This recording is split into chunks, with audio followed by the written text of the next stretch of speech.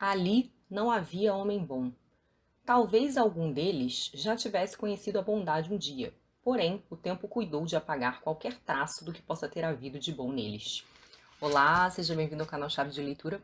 No vídeo de hoje a gente vai conversar sobre Assim na Terra, como Embaixo da Terra, da Ana Paula Maia, autora de Nova Iguaçu, aqui no Rio de Janeiro. Uma autora que eu nunca li, autora que já ganhou 2 vezes o Prêmio São Paulo, inclusive um deles com esse livro, e que eu decidi ler para o nosso projeto 2020 com as brasileiras. Então aí estou aproveitando para conhecer mais uma autora com esse nosso projeto. Esse livro bem fininho sonda o tema da maldade, que se não me engano é um tema recorrente na obra da Ana Paula Maia, e ele trata de uma colônia penal. É uma espécie de Brasil distópico aqui nessa história, onde você tem uma prisão e nessa prisão, essa prisão é muito afastada, ela é muito distante do restante da cidade, não se sabe exatamente onde ela fica, é um lugar meio ermo, parece um pouco até meio desértico, de muros muito altos e intransponíveis, mas acaba se descobrindo que os presos que vão para lá estão indo para ser executados. Essa prisão ela fica onde antigamente ficava uma fazenda escravagista. E há alguns resquícios ali, alguns sinais meio macabros, meio sombrios dessa fazenda do passado. Esses presos vão para lá sem saber o que vai acontecer. E quando eles chegam lá, eles descobrem que o chefe da prisão, alguma coisa estranha parece ter acontecido nessa prisão e não fica muito claro se era um plano mesmo do governo, do Estado, que esses presos fossem mortos. A maioria deles é condenada por serem matadores, assassinos, matadores de aluguel. E não fica muito claro se é uma coisa que acaba acontecendo lá, sei lá por quê, mas o livro dá assim mais ou menos uma pista, ou se já era realmente um plano, vamos dizer assim, sinistro do Estado, né, do governo. A entrada desse presídio tem uma inscrição que é "A correção nos torna livres", que lembra muito a frase que estava na frente de Auschwitz, né? Então, do campo de extermínio, que era o trabalho liberta. E esse livrinho, ele nos faz lembrar de algumas coisas, ficcionais ou não. Ele nos faz lembrar do famoso conto do Kafka Na Colônia Penal, né, onde você tem essa colônia com uma máquina lá que executa a pena dos condenados, né, dos presos, de um modo extremamente cruel, assim, e, enfim, é um conto super perturbador. Esse conto do Kafka, que foi escrito no início né, dos anos 1900, acho que ele é de 1918, então assim, início do século XX, antes do regime nazista. Ele obviamente nos faz lembrar do regime nazista, apesar de aqui essa colônia penal ser distópica no Brasil, pensando na história universal, não é tão distópica, porque já aconteceu algo do tipo. Então, colônias onde as pessoas eram mandadas para ser presas, em princípio, também, novamente, elas também não sabiam que iam ser mortas, elas iam para lá achando que iam ficar presas ou que iam fazer trabalho forçado e acabavam sendo mortas. E nos faz lembrar também algumas questões de história até relativamente recente no Brasil, como o massacre no Carandiru. O livro tem uma narrativa muito ágil, ele é composto por frases curtas, ele tem muito diálogo, aquele diálogo marcadinho com travessão. É um livro bem cinematográfico, eu achei. É um livro que você consegue ir visualizando, e a Ana Paula Maia é roteirista também, então acho que isso ajuda, essa experiência dela. E o livro, ele vai ficando cada vez, ele vai ficando mais vibrante, assim, a narrativa vai ficando mais alucinante pro final, porque, enfim, vai haver aí uma tentativa dos presos de tentar sair dessa situação, né? Vai haver uma reviravolta na história.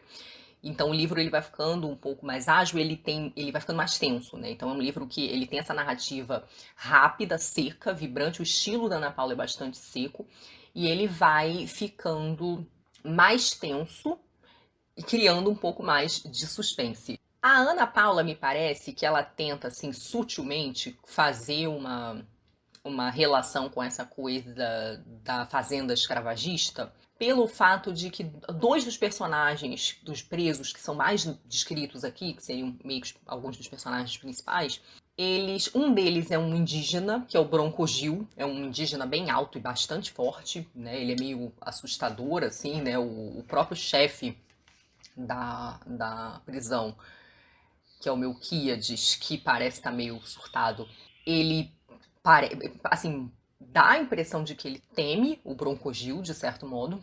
E tem esse outro homem, que é o Valdêncio, que aparece logo no início da história, que é descrito como um homem negro. Ele já é o homem mais velho dali, ele envelheceu na prisão, e ele é descrito como um homem idoso e negro.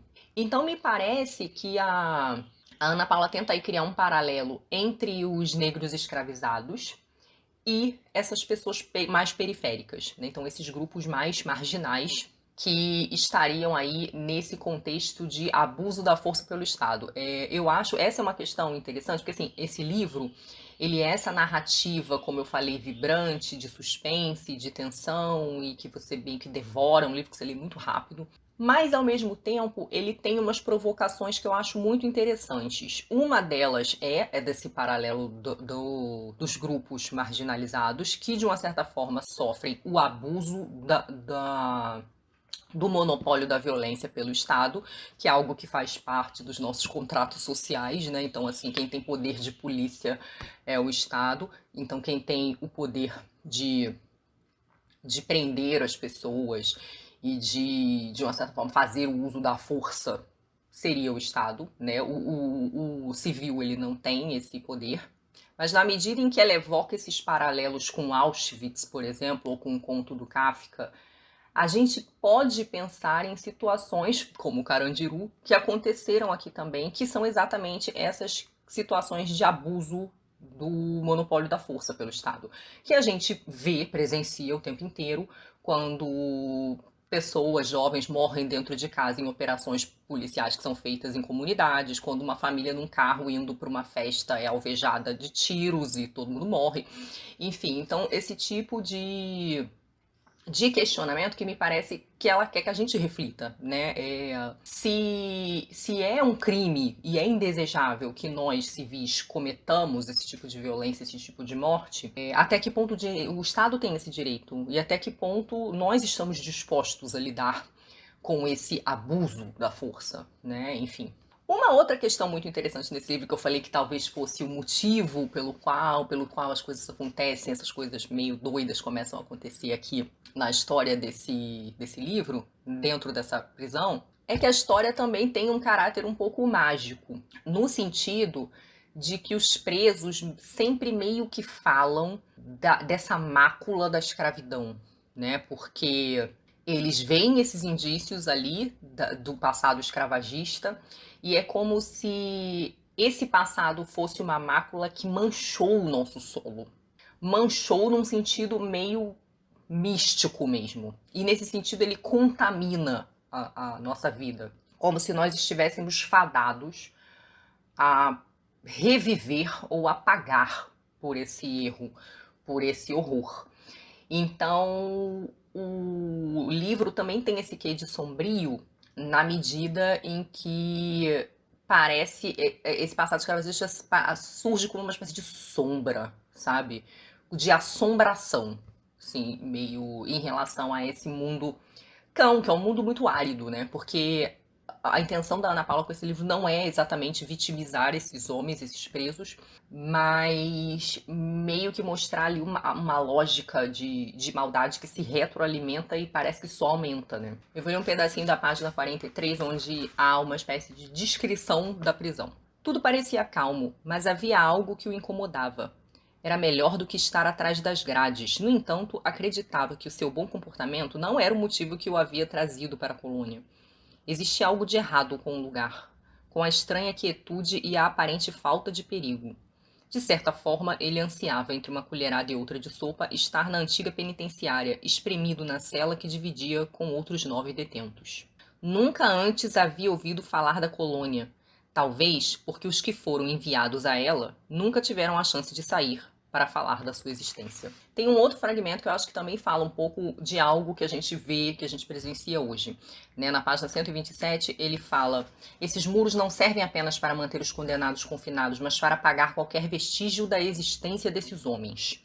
Do lado de fora ninguém se importa, ninguém quer ver o que se passa aqui dentro, aquilo que não serve, que não presta para mais ninguém. Assim como o lixo que se amontoa, extingue-se no fogo. Assim são os entremuros para os confinados. O lixo, porém, ainda se recicla. Para esses homens, não há quem lhes confie uma nova chance. Embora eu tenha achado esse fragmento um pouquinho didático demais para o meu gosto, eu acho que o livro também faz essa provocação para a nossa tendência, a tendência do sistema prisional de ser um tanto higienista. Não só do Brasil, eu acho, de vários outros lugares, que é essa coisa de vamos esconder essas pessoas, tirá-las da nossa frente e não lidar com elas. Então, assim, o fato de que o sistema prisional não é encarado como um sistema ressocializante, existe essa palavra?